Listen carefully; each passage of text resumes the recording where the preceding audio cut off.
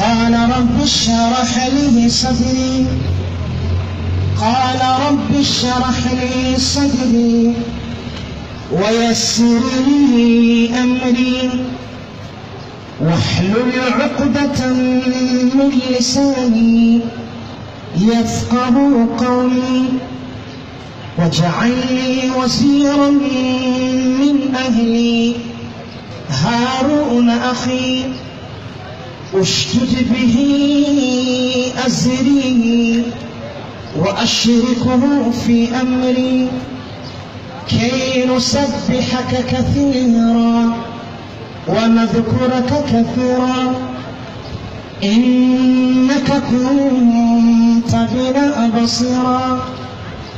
قال قد أوتيت سؤلك يا موسى ولقد مننا عليك مرة أخرى.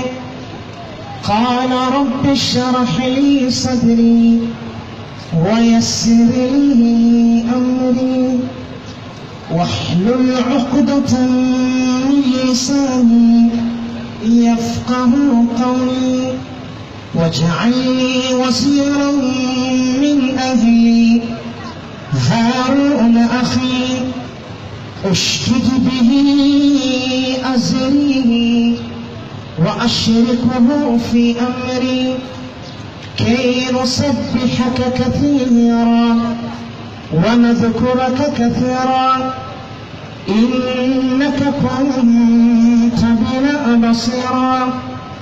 قال قد أوتيت سؤلك يا موسى ولقد مننا عليك مرة أخرى إذ أوحينا إلى أمك ما يوحى أن اقذفيه في التابوت فاقذفيه في اليم فليلقه اليم بالساحل يأخذه عدو لي وعدو له وألقيت عليك محبة مني ولتصنع على عيني إذ تمشي أختك فتقول هل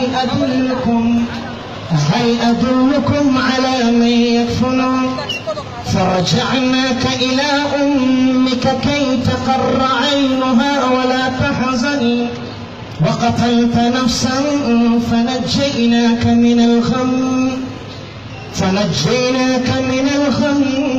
وفتناك فتنا ولبثت سنين في أهل مدين ثم جئت على قدري يا موسى واصطنعتك لنفسي صدق الله العلي العظيم. Takbir! Wallahi watu wa Isilini wapenzi wa Qur'an.